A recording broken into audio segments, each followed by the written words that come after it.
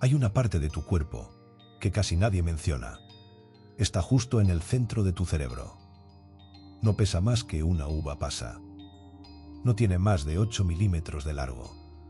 Pero hay quienes creen que guarda secretos que podrían cambiar tu percepción de la realidad para siempre. Hoy hablaremos de la glándula pineal.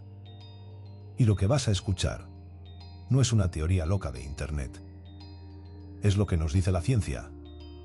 Y lo que nos ocultan también. La glándula pineal es una pequeña estructura en forma de piña. De ahí su nombre, ubicada en el centro del cerebro, entre los dos hemisferios, alojada en un pliegue del tálamo. Fue descrita por primera vez en la anatomía moderna durante la antigüedad griega, pero hasta hoy sigue siendo uno de los órganos más misteriosos del cuerpo humano. Lo que sí sabemos, científicamente, es esto. La glándula pineal es una glándula endocrina, es decir, secreta hormonas directamente al torrente sanguíneo. Y su función principal, comprobada y estudiada, es la producción de melatonina.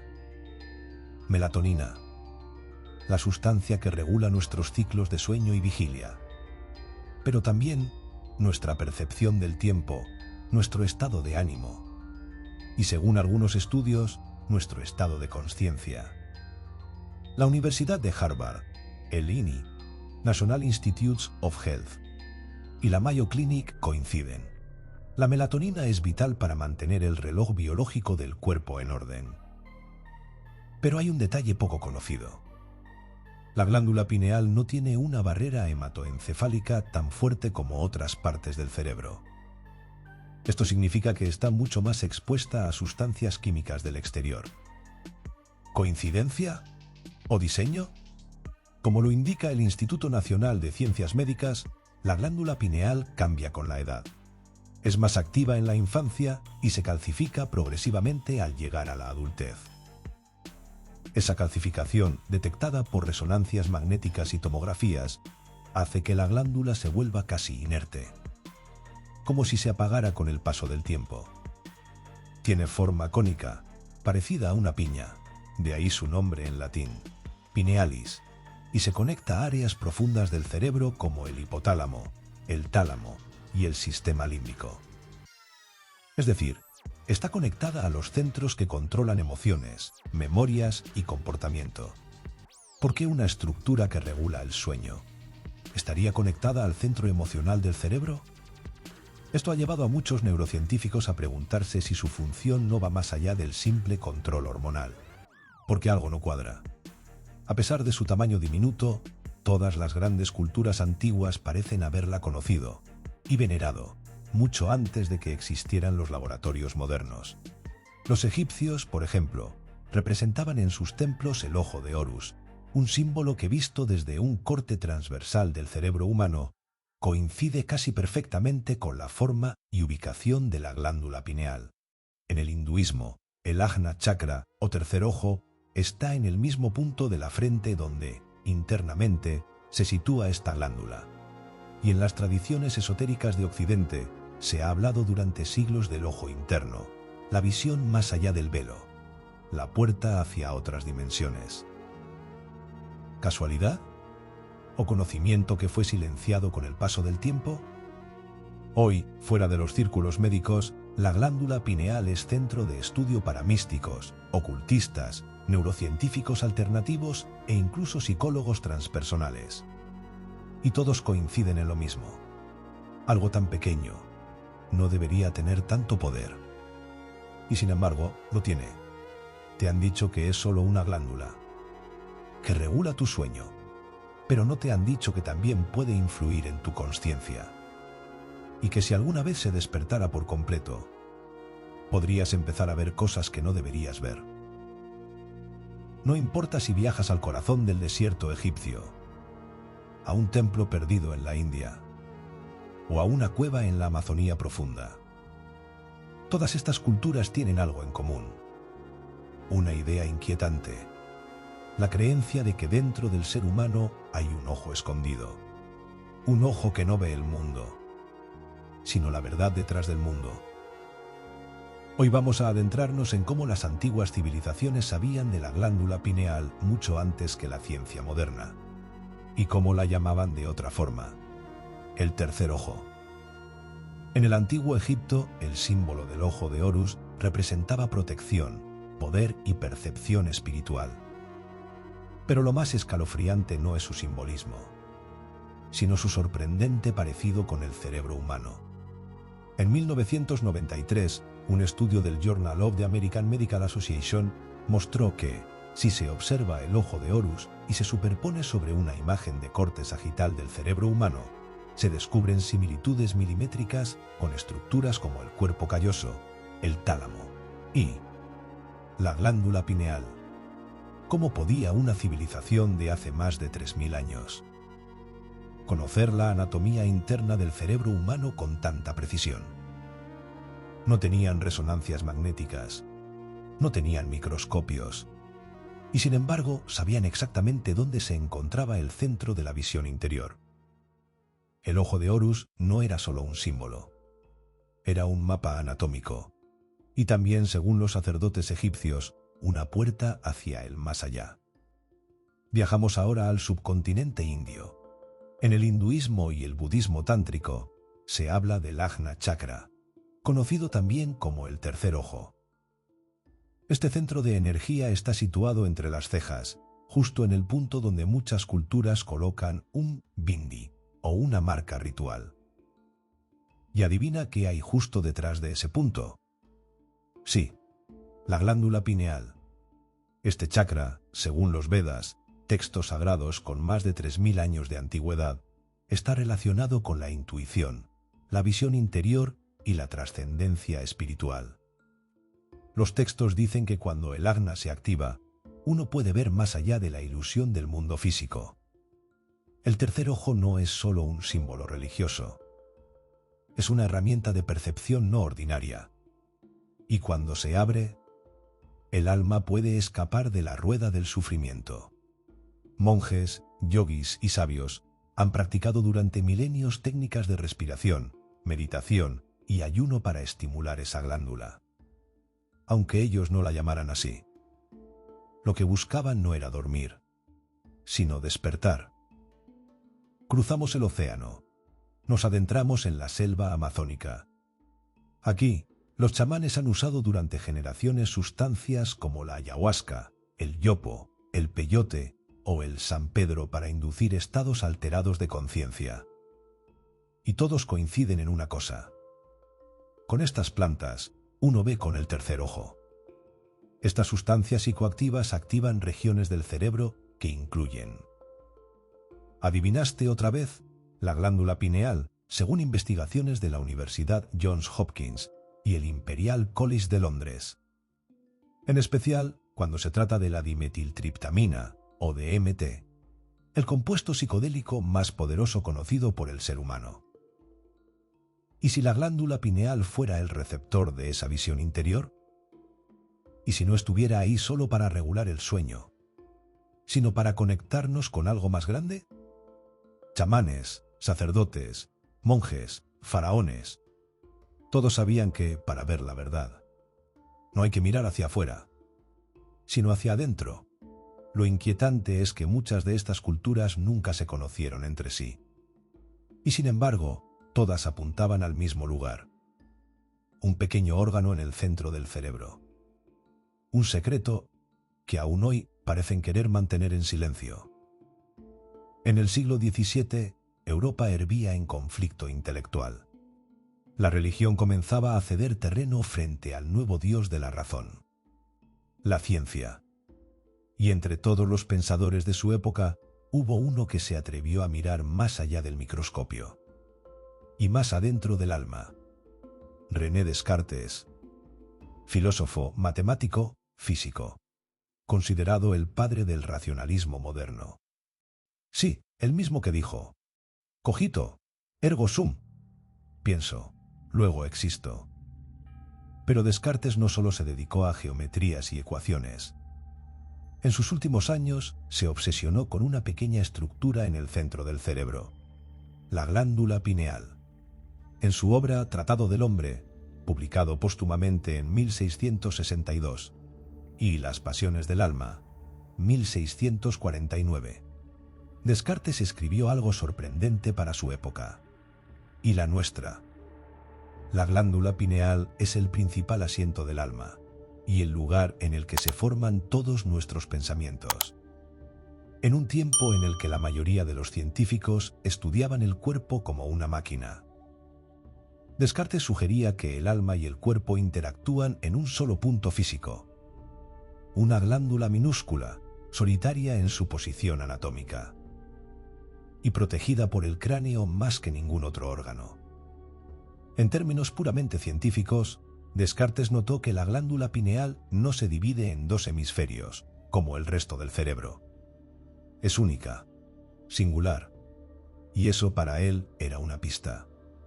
Un símbolo de unidad, cuerpo y alma fusionados en un solo lugar. En sus propias palabras, hay una pequeña glándula en el cerebro en la cual el alma ejerce sus funciones de manera más especial que en ninguna otra parte del cuerpo.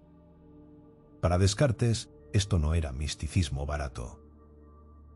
Era lógica pura, y en un tiempo donde la mente y la materia empezaban a ser separadas por la filosofía moderna, él propuso un puente. Pero, ¿y si no era solo filosofía? ¿Y si Descartes sabía algo que no podía decir abiertamente? Recordemos, Descartes vivía en una Europa gobernada por la Inquisición y la Iglesia Católica, y cualquier desviación del dogma podía costarte la vida. Quizás por eso sus ideas más radicales se disfrazaban de ciencia, pero apuntaban al misticismo. Cientos de años después, la ciencia descubrió que la glándula pineal produce melatonina, regula el sueño y es sensible a la luz. Pero también que es rica en cristales de hidroxiapatita, lo cual teóricamente podría permitirle captar campos electromagnéticos. Una función que algunos animales usan para orientarse como si tuvieran una brújula interna. ¿Y si Descartes tenía razón, pero no en el sentido que él mismo imaginaba? ¿Y si la pineal no fuera solo el asiento del alma, sino una antena biológica, una puerta o una llave? Hoy algunos científicos la estudian como un reloj interno, otros como una simple glándula endocrina. Pero aún persiste la sospecha, porque un genio como Descartes, racional, matemático, meticuloso, eligió justamente esa parte del cuerpo, como el punto donde el alma habita. Tal vez porque sabía que la verdad más profunda no se encuentra afuera, sino en el lugar más oscuro y silencioso del cerebro humano, justo donde late la pineal, como un faro escondido, esperando a ser encendido. Hay verdades que no se ocultan con violencia, sino con silencio. Y la glándula pineal, aunque está en el centro mismo de nuestro cerebro, parece haber sido borrada del centro de nuestra atención. En los libros de biología del colegio rara vez aparece, y si lo hace, se menciona de forma breve. Una glándula endocrina que regula el ciclo sueño-vigilia mediante la producción de melatonina. Nada más. Nada sobre su ubicación estratégica. Nada sobre su carga histórica, espiritual y filosófica.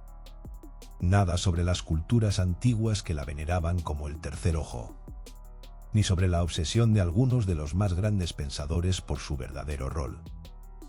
¿Por qué? ¿Por qué una estructura tan peculiar, que ha sido comparada con un ojo vestigial, cuya forma incluso recuerda a la glándula pineal de ciertos reptiles, es tratada como un simple reloj biológico? Revisemos textos médicos modernos y fuentes confiables. La Enciclopedia Británica la menciona. Publicaciones científicas como las del National Institutes of Health, NIEALA-PAME, reconocen su función endocrina. Pero su presencia es discreta, casi invisible. No se promueve su estudio en profundidad. No hay grandes campañas para entender su rol.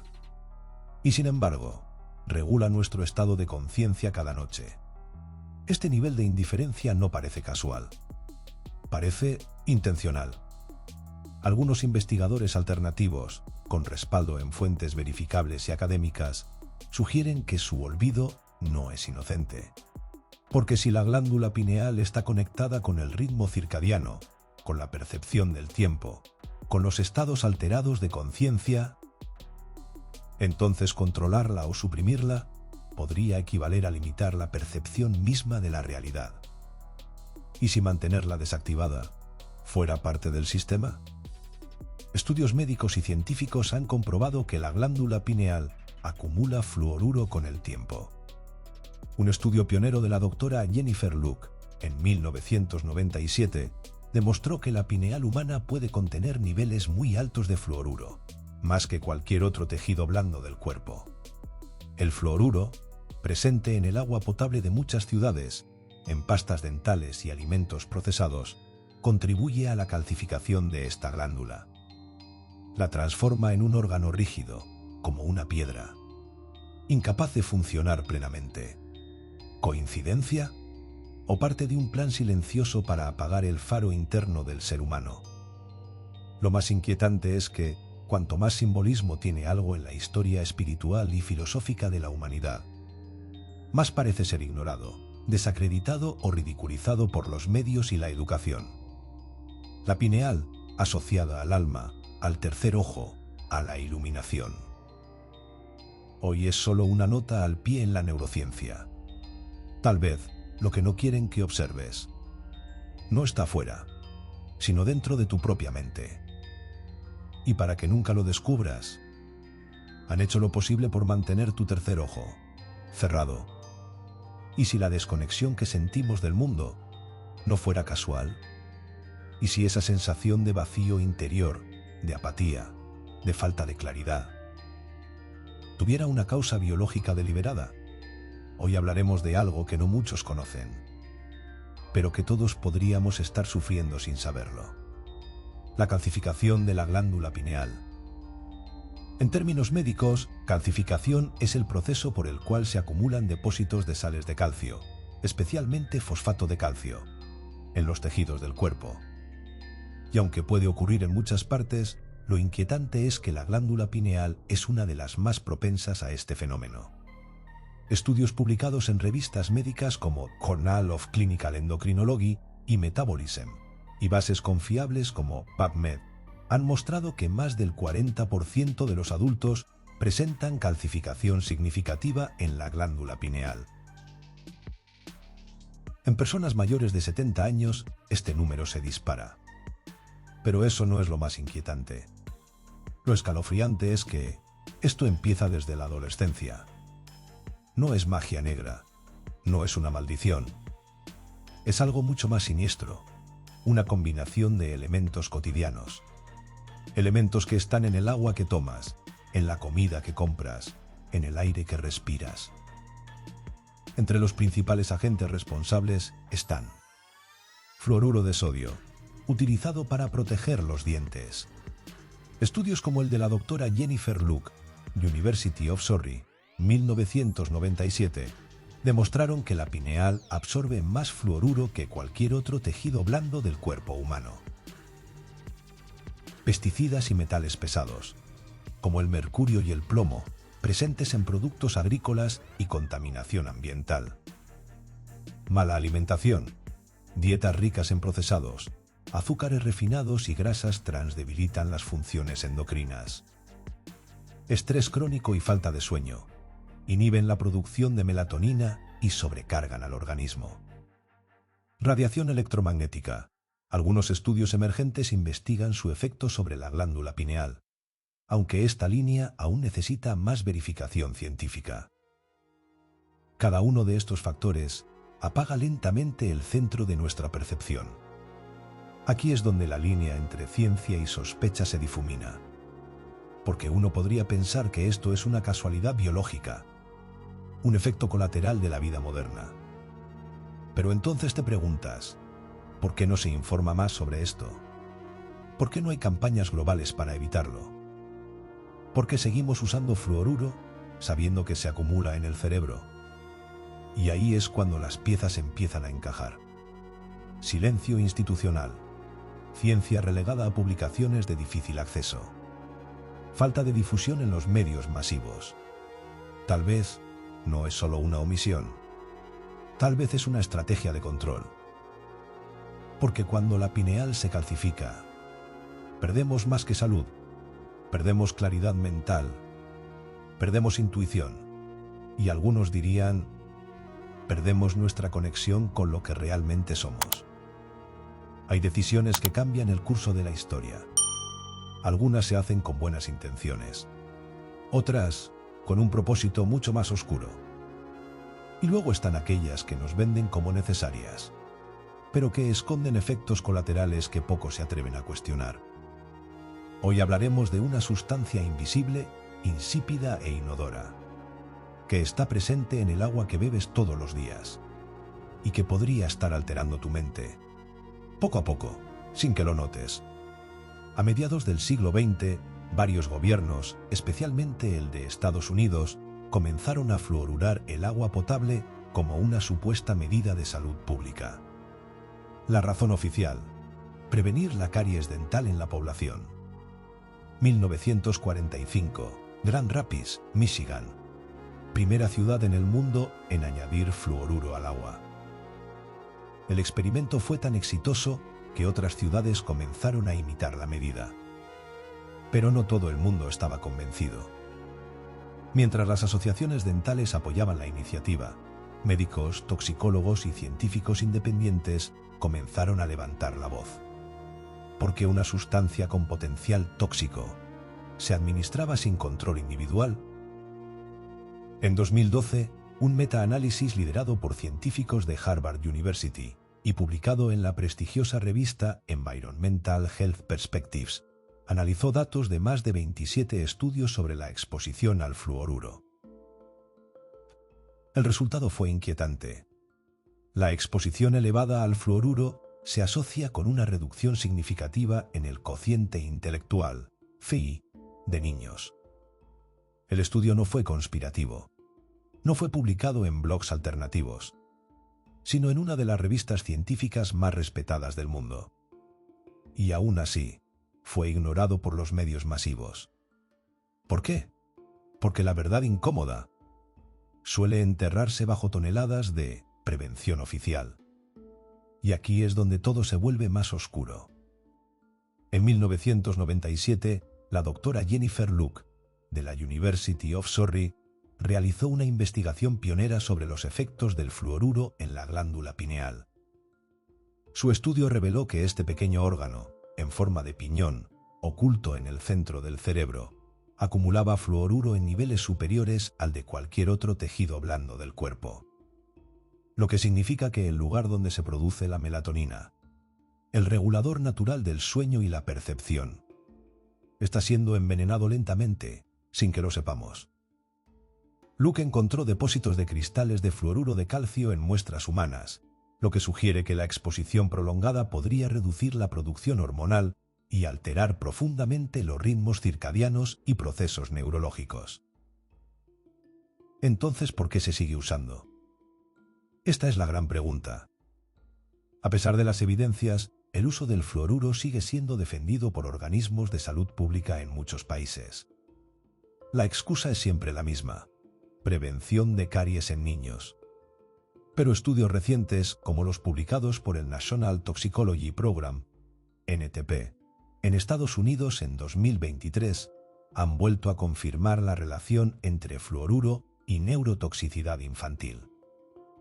Y aún así, el fluoruro sigue ahí. En tu grifo, en tu cuerpo, en tu mente. Si el conocimiento es poder, ¿qué ocurre cuando ese poder es manipulado?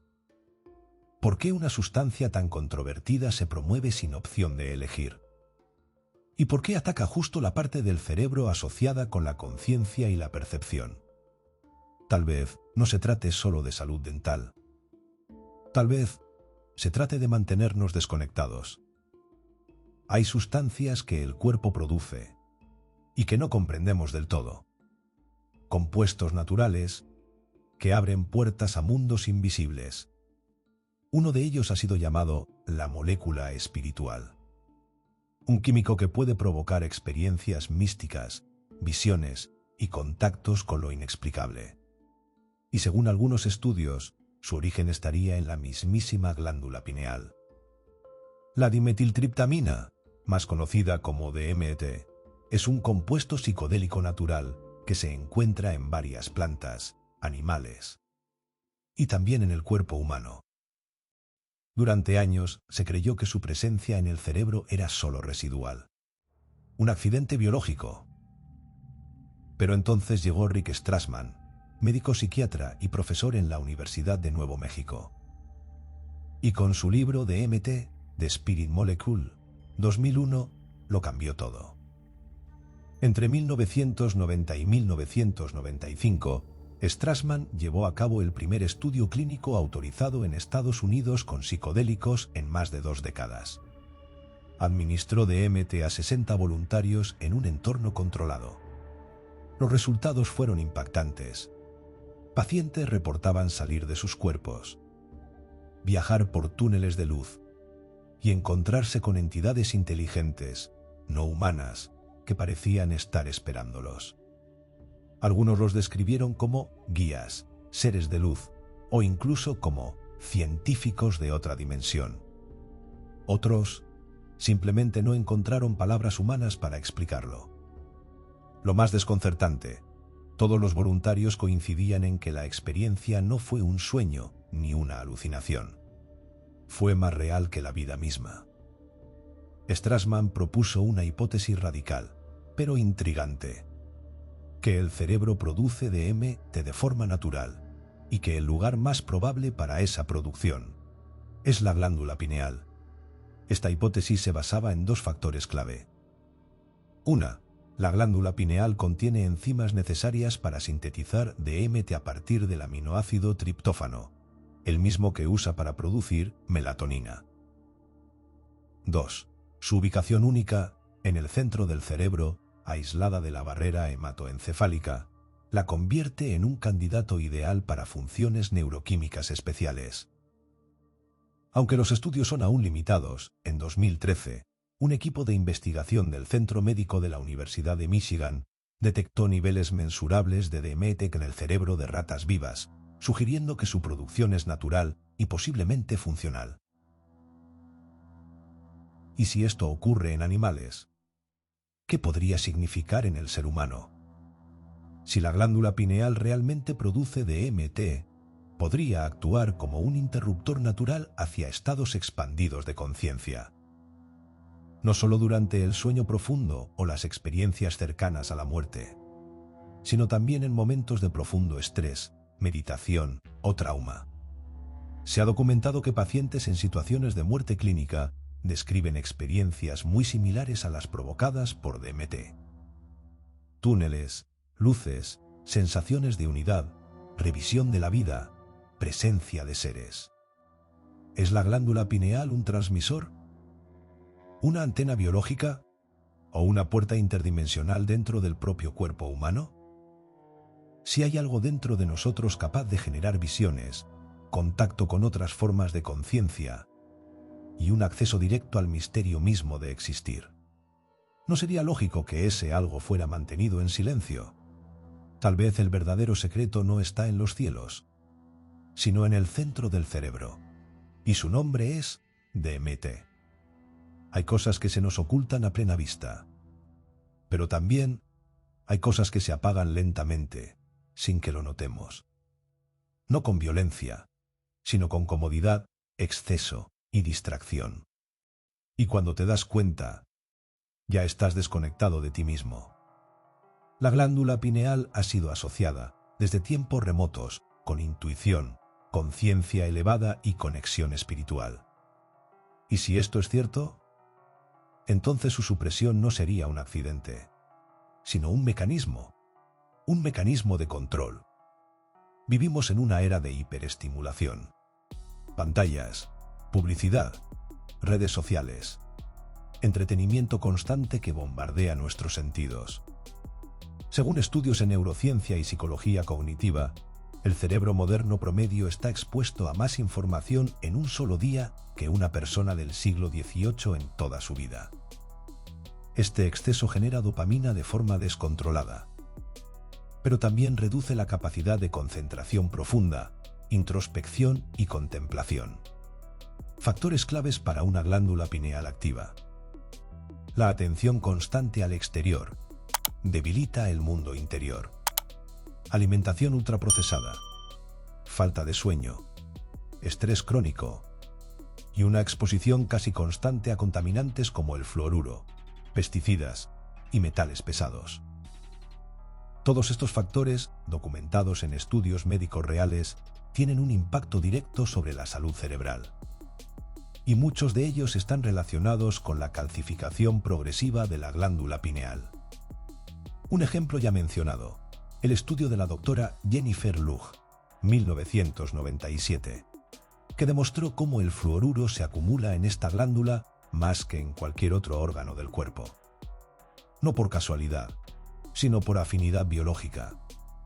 Si el despertar de la glándula pineal implica mayor conciencia, autoconocimiento profundo y quizás una conexión directa con dimensiones no físicas, entonces debemos preguntarnos, ¿quién tiene el poder cuando tú estás despierto?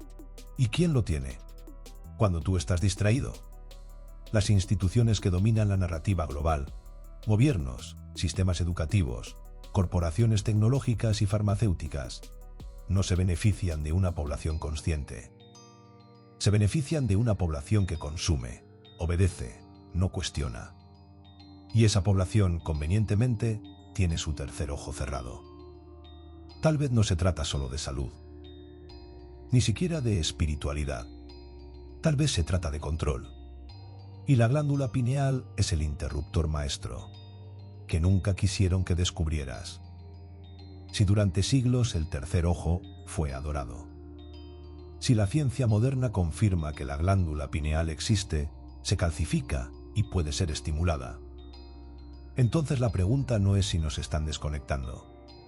La pregunta es, ¿podemos volver a encenderla? La idea de activar la glándula pineal suena, a primera vista, como parte de algún libro de autoayuda o canal esotérico de Internet. Pero hay algo que la diferencia de otras teorías fantasiosas. Esta idea tiene respaldo parcial en la ciencia médica, la neurobiología y las prácticas ancestrales documentadas. Durante miles de años, tradiciones orientales y culturas chamánicas han desarrollado métodos para expandir la conciencia.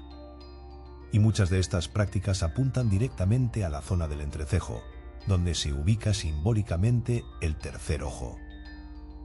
Meditación profunda.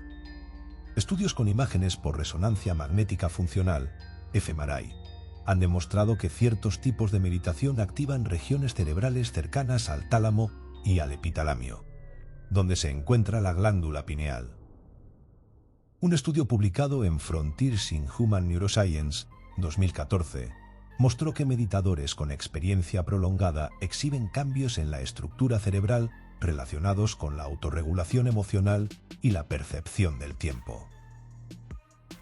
Dos funciones vinculadas curiosamente a la pineal. Yoga y Kundalini. Las posturas, respiraciones y visualizaciones de algunas corrientes del yoga, como el Kundalini Yoga, buscan específicamente estimular centros energéticos a lo largo de la columna vertebral hasta llegar al Ajna Chakra. Aunque esto no es verificable con instrumentos científicos tradicionales, los cambios en ritmo cardíaco, ondas cerebrales y niveles hormonales sí han sido medidos en laboratorios. Respiración holotrópica. Desarrollada por Stanislaw Grof, esta técnica induce estados alterados de conciencia solo a través de respiración intensiva y música evocadora. Muchos participantes reportan visiones, recuerdos reprimidos o sensaciones de salida del cuerpo. Estímulo psicológico o reacción fisiológica en la pineal. En años recientes, algunos estudios han comenzado a explorar la estimulación electromagnética transcraneal, TMS, como forma de modificar la percepción y la conciencia. Aunque su uso actual se centra en el tratamiento de la depresión resistente y otros trastornos psiquiátricos, hay indicios de que ciertas frecuencias afectan la actividad en regiones profundas del cerebro. Un experimento publicado en Neuroscience Letters, 2003, observó cambios en la producción de melatonina, la hormona que segrega la glándula pineal, tras la exposición a campos magnéticos pulsados. Esto sugiere que, en teoría, sí es posible estimular esta estructura, aunque aún no se comprende del todo qué efectos conscientes puede provocar. Aquí es donde las cosas se vuelven inquietantes, porque nadie puede garantizar que activar la glándula pineal te hará ver más allá o acceder a dimensiones ocultas. Pero lo que sí sabemos, verificado, es que se puede descalcificar en parte al reducir el consumo de fluoruro y mejorar la alimentación. Se puede estimular hormonalmente con la exposición controlada a luz natural y oscuridad nocturna. Y se pueden inducir cambios en la conciencia que afectan percepciones, memoria y sentido del yo. Entonces, si algunos lo consideran placebo, pero otros obtienen visiones, claridad mental o conexiones trascendentes, ¿quién decide cuál es la verdadera realidad? ¿La neurociencia o tu experiencia interna? Tal vez la verdad no está allá afuera. Tal vez está en lo más profundo de tu cerebro. Y despertar esa parte dormida sea el primer paso hacia algo que no quieren que veas.